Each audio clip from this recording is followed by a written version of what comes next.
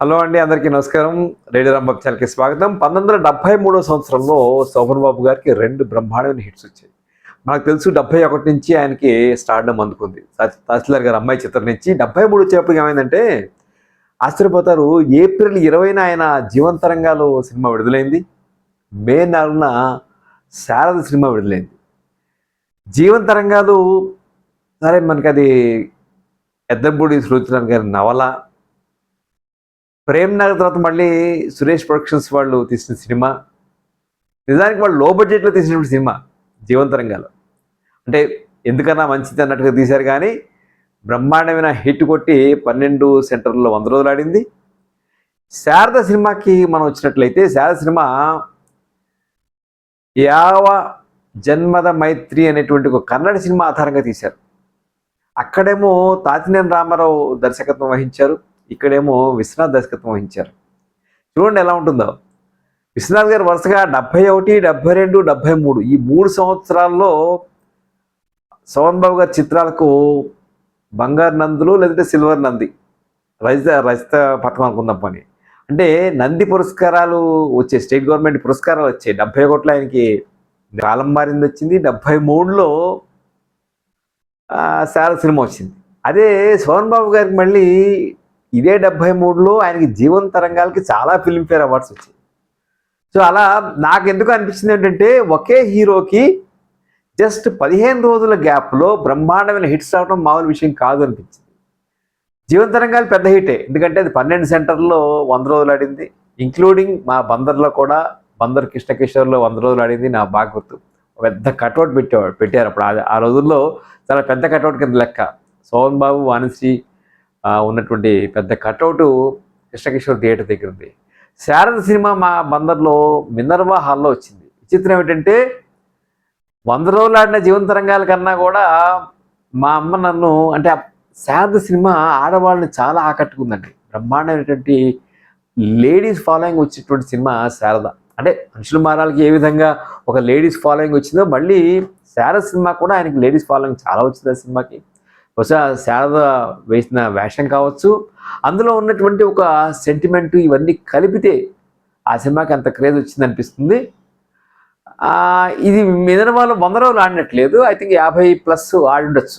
అప్పుడు నాకు అంత గుర్తులేదు, కానీ బట్ బందర్లో ఆ సినిమా ఈ సినిమా పక్కనే ఆడాయి. అది చాలా విశేషం. ఇంకో విశేషం ఏమిటంటే 73 నుంచి కూడా శోభన్ బాబు గారి బ్లాక్ అండ్ వైట్ సినిమాలు ఆగిపోయినట్టే. ఎందుకంటే ఆయన సినిమాలు తగ్గించుకోవడం కోసం, మరి దేనికోసమో కానివ్వండి, ఆయన ఇక నేను బ్లాక్ అండ్ వైట్ సినిమాలు చేయను అని చెప్పేశారు. దాంతో డాక్టర్ బాబు నుంచి కూడా కలర్ సినిమా స్టార్ట్ అయింది. ఆ సంవత్సరం డాక్టర్ బాబు, నవంబర్ డిసెంబర్లో వచ్చినప్పుడు డాక్టర్ బాబు, గంగా మంగా, ఈ 2 సినిమాలు కూడా కలర్ సినిమాలే. 74 నుంచి ఆయన మొత్తం కలర్ సినిమాలే. ఇలా 73 ఆయనకు ఒక ప్రత్యేకమైనటువంటి సంవత్సరంగా గుర్తుండిపోతుంది. నిజంగా 72, 73, 71, 72, 73 ఈ 3 సంవత్సరాల్లో మనం చూసినట్లయితే శోభన్ బాబు గారి యాక్షన్ కానీ, ఆయన డ్రెస్ సెన్స్ కానీ, ఆయన అందం, గ్లామర్, ఆయన డైలాగ్ చెప్పే విధానం కూడా, ఇవన్నీ కూడా టాప్ క్లాస్, అందులో అనుమానం లేదు. జీవంతరంగాలు 2 కూడా ఒక విధంగా చెప్పాలంటే హీరోయిన్ సెంట్రిక్ సినిమాలే. అక్కడ కూడా రోజా పాత్రలో వాణిశ్రీ బ్రహ్మాండంగా అభినయిస్తారు. అక్కడ మిగిలిన పాత్రల్లో సూర్యకాంతం, గుమ్మడి, కృష్ణరాజు చందుగా వేస్తారు. తర్వాత చంద్రమోహన్ ఉన్నాడు, వీళ్ళందరూ ఉన్నారు. అక్కడ లక్ష్మి ఉంది.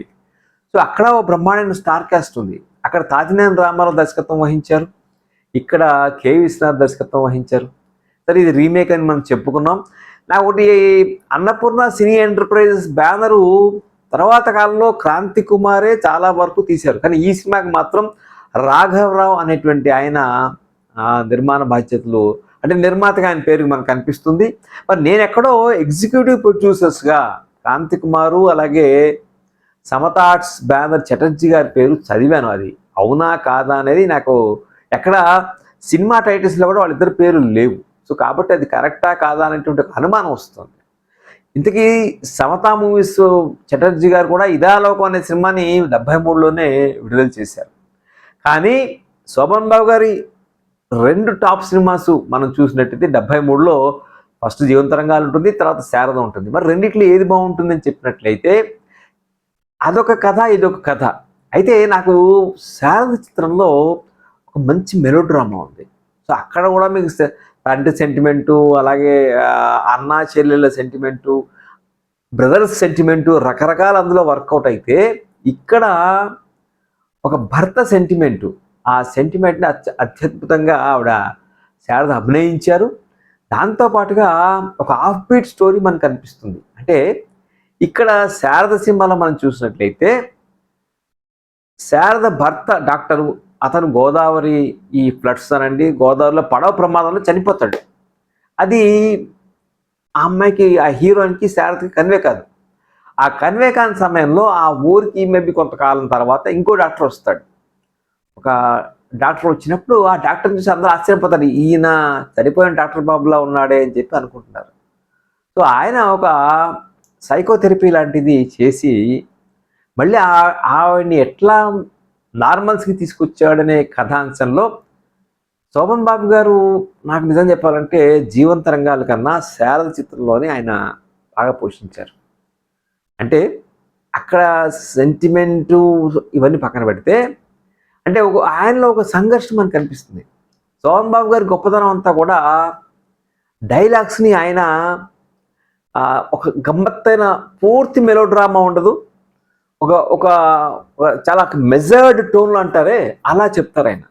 దానికోసం శోభన్ బాబు గారు ఒక చోట చెప్తారు, డబ్బింగ్ గురించి నేను చాలా కేర్ తీసుకుంటాను, డబ్బింగ్ థియేటర్ నేనే ఒకరోజు ముందర బుక్ చేసి ఒకసారి రిహార్సల్ అంతా చూసుకుంటాను, స్క్రిప్ట్ని బై హార్ట్ చేస్తాను, మెమరైజ్ చేస్తాను, అందులో ఎక్కడ పాజెస్ ఉన్నాయి, అలాగే ఎక్కడ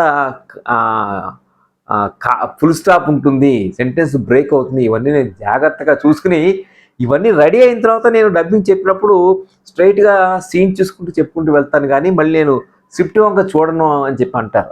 అంటే ఆయన డబ్బింగ్ విషయంలో అంత కేర్ తీసుకుంటారు. దానికి కారణం చెప్తారు. నా చిన్నప్పుడు బహుశా ఆయన డిగ్రీ రోజులు అనుకుందాం, సినిమా థియేటర్లో చూసినప్పుడు అక్కడ ఫేషియల్ ఎక్స్ప్రెషన్కిను ఈ డైలాగ్ మాడ్యులేషన్ అండి, లేదంటే డైలాగ్ చెప్పే విధానం, లేదంటే డైలాగ్ పలికే మూడు సింక్ కావట్లేదు అనేటువంటి భావన ఆయనకుంది. అందుకని చెప్పి ఆయన ఎక్స్ప్రెషన్ తగ్గట్టుగా తనని తాను డబ్బింగ్ థియేటర్లో మలుచుకోవడానికి ప్రయత్నం చేస్తారు. ఆయన తప్పిస్తే ఇంకెవరు ఉండట, మేబీ అసిస్టెంట్ డైరెక్టర్ ఎవరో ఉంటారు, అంత అలాగే ఉంటారు. సో డబ్బింగ్ థియేటర్ ఆయనే బుక్ చేసి మొత్తం ఆ డబ్బింగ్ నాడు షూటింగ్ పెట్టుకోరట. డబ్బింగ్ అంటే డబ్బింగ్, ఆ రోజు డబ్బింగ్ మాత్రమే చెప్తారు, వీళ్ళు ఏమి పట్టించుకోరు, షూటింగ్ వెళ్ళరు ఇంకా. అంటే he takes all the care. అందుకనే నాకు అనిపిస్తుంది నిజంగానే, ఎస్పెషల్లీ ఆయన ఈ 71, 72, 73 ఆయన టాప్ ఫామ్లో ఉన్న సంవత్సరాలు కూడా ఇప్పుడు, అంటే ఆ రోజుల్లో మేమందరం కృష్ణని అభిమానించినా ఇప్పుడు చూసినప్పుడు శోభన్ బాబు గారు, అరే ఈ సినిమాలో శారద సినిమాలో ఆయన ఎంత అందంగా ఉన్నాడు, జీవంతరంగాల్లో ఎంత అందంగా ఉన్నాడు, తర్వాత వచ్చినటువంటి డాక్టర్ బాబు, గంగామంగ, ఈ సినిమాలన్నింటిలో కూడా ఈ లుక్స్ వెరీ హ్యాండ్సమ్. నేను చెప్పాలంటే ఆయన డ్రెస్ సెన్స్ కానీ, అలాగే ఈవెన్ మాడ్యులేషన్ కానీ, ఇవన్నీ కూడా అలా ఒక లో కీలో కరెక్ట్గా ఉంటాయి. నాకెందుకో రేడియో నాటకంలో ఏ విధంగా ఒక హీరో చెప్తారో డైలాగ్స్, అది నాకు శోభన్ బాబు గారు చెప్తారో అనిపిస్తుంది. సరే ఇది పక్కన పెట్టేస్తే, రెండు సినిమాల్లో పాటలు చూడండి. అక్కడ జేవి రాఘవల్ గారు మ్యూజిక్ చేశారు, ఇక్కడేమో సంగీతం చక్రవర్తి అద్భుతంగా చేశారు. చక్రవర్తి సినిమాలో పాట పాడారండి, అటో ఇటో తేలిపోవాలి అని రమోలా ఆయన కలిసినటువంటి పాట.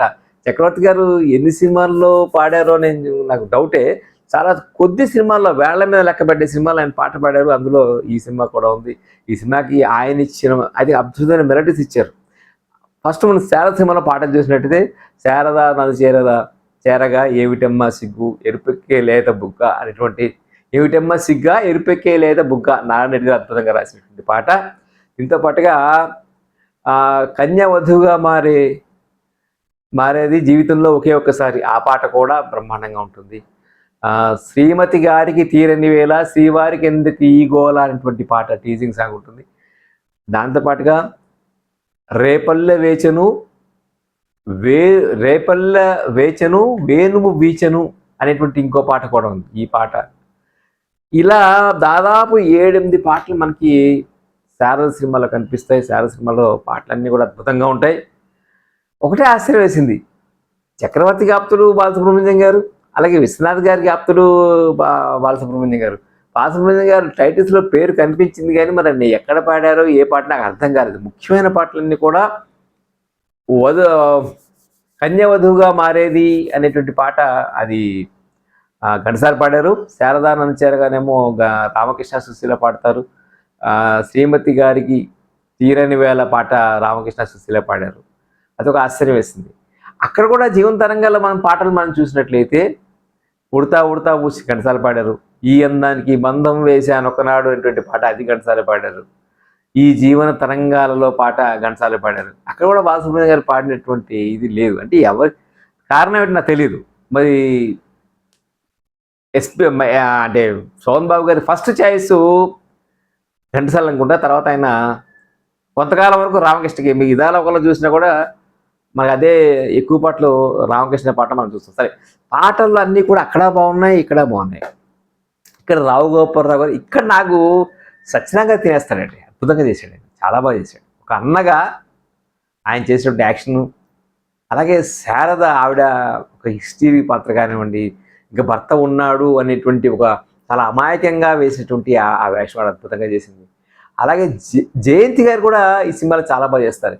ఇదే జయంతి గారు సోన్బాబు మళ్ళీ శారద ఐ థింక్ జీవితం అనేటువంటి సినిమా వచ్చింది. ఆ సినిమా గురించి ఇంకోసారి మాట్లాడుకుందాం. కానీ అలా ఈ సినిమా మొత్తం కొంత అవుట్డోర్ తీయటం ఒకటి, ప్లస్ విశ్వనాథ్ గారికి శోభన్ బాబు గారి కాంబినేషను బహుశా వాళ్ళిద్దరిది అద్భుతంగా కుదరడం ఒకటి. దానివల్ల మళ్ళీ మనకు 75లో ఇంతకన్నా పెద్ద మ్యాచ్ తీశారు. అది జీవన జ్యోతి. ఆ సినిమా మనకు తెలుసు. జీవన తరంగాలు ఏ స్థాయి హిట్ అయిందో ఆ రోజుల్లో జీవన జ్యోతి 75లో అంతే హిట్ అయింది. ఈ వరుస నిజానికి నేరం చెల్లెలు కాపురం ఆ మాత్రం హిట్ కాలేదు. కాలం మారింది 100 రోజులు ఆడింది, నెక్స్ట్ శారద 100 రోజులు ఆడింది, జీవన జ్యోతికి అద్భుతంగా ఆడింది.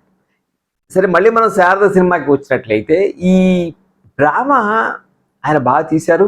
బొల్లిమంతు శివరామకృష్ణ గారి డైలాగ్స్ కానీ స్క్రీన్ ప్లే కానీ బాగున్నాయి. ఎక్కడ కూడా ల్యాగ్ లేదు. సినిమాలు ఇప్పుడు కూడా చూసినా బాగుంది అనిపించింది. సో జీవన తరంగాలు ఏమిటంటే మీకు తండ్రి కూతురు పనిచేయటం, అలాగే అనంత్ అక్కడ విజయ్ ఆ క్యారెక్టర్, ఈ అది రకమైన కాన్ఫ్లిక్ట్ ఉంటుంది. ఇక్కడ స్ట్రైట్ టు ది పాయింట్ ఉన్నట్టుగా ఉంటుంది శారద చిత్రం.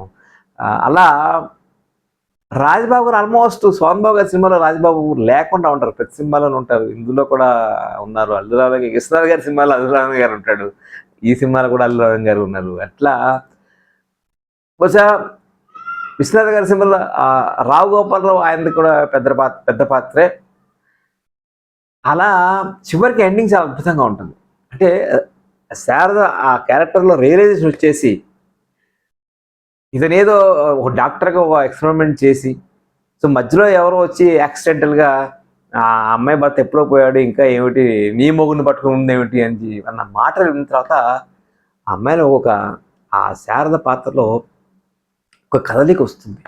అప్పుడు రియలైజ్ అయ్యి వెళ్ళిపోతున్న సమయంలో పడవ ప్రయాణంలో అన్న భుజం మీద తల వాల్చి భర్త ఎక్కడైతే యాక్సిడెంట్ జరిగిందో, అంటే దాన్ని సెంటిమెంటల్గా చూపించారు, అక్కడే తన ప్రాణాన్ని వదిలేస్తుంది. ఈ సీన్ ఎండ్ అయిపోతుంది.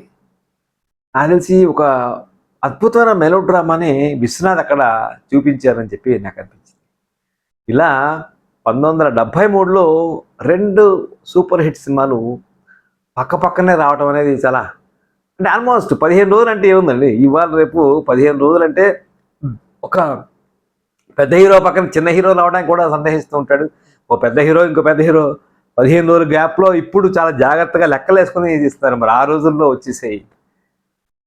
అలా జీవన తరంగాలు శారద 2 కథల అంశాలు వేరు, పాత్ర ట్రీట్మెంట్ వేరు, డైరెక్టర్స్ వేరు. కానీ శారద మ్యూజికల్ హిట్గా బాగా పేరు తెచ్చుకుంది. నాకు తెలిసి జీవన తరంగాల కన్నా కూడా శారద ఒక మ్యూజికల్ హిట్గా ఎక్కువ పేరు తెచ్చుకుంది. సో నా ఉద్దేశంలో ఒక సినిమాగా, అంటే కమర్షియల్ సక్సెస్ జీవన తరంగాలు, అందులో మనకు డౌట్ లేదు. కానీ ఒక సినిమాగా ప్రేక్షకుడు ఇన్వాల్వ్ అయ్యే సినిమాగా నాకు శారదే నచ్చింది. మీరేమంటారు? మీ కామెంట్స్లో తెలియచేయండి. ఎందుకంటే 73 సోమన్ బాబు గారు టాప్ గేర్లో ఉన్నటువంటి సంవత్సరం ఆ సంవత్సరం 74 కూడా కంటిన్యూ అయిపోయింది అనుకోండి. బట్ 73లో ఆయన మొత్తం అన్ని సినిమాల్లో ఈ 2 సినిమాల్లో బ్రహ్మాండంగా నిలిచాయి. నేను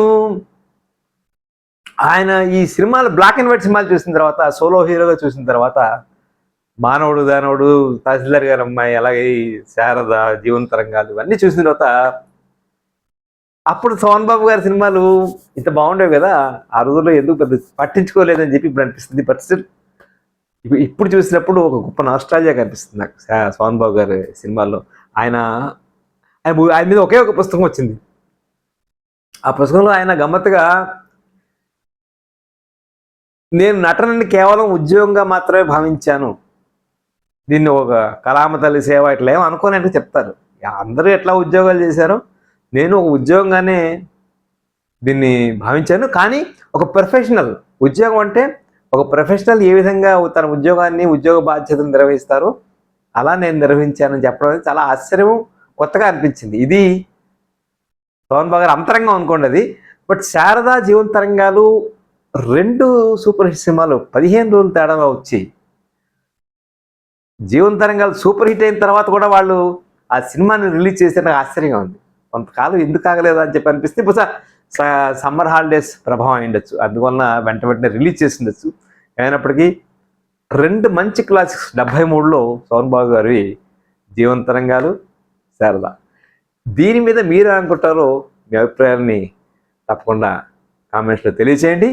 ఈ వీడియో మీకు నచ్చితే లైక్ చేయండి, షేర్ చేయండి. రేడియో రాంబాబు ఛానల్కి సబ్స్క్రైబ్ చేయండి. నమస్కారం.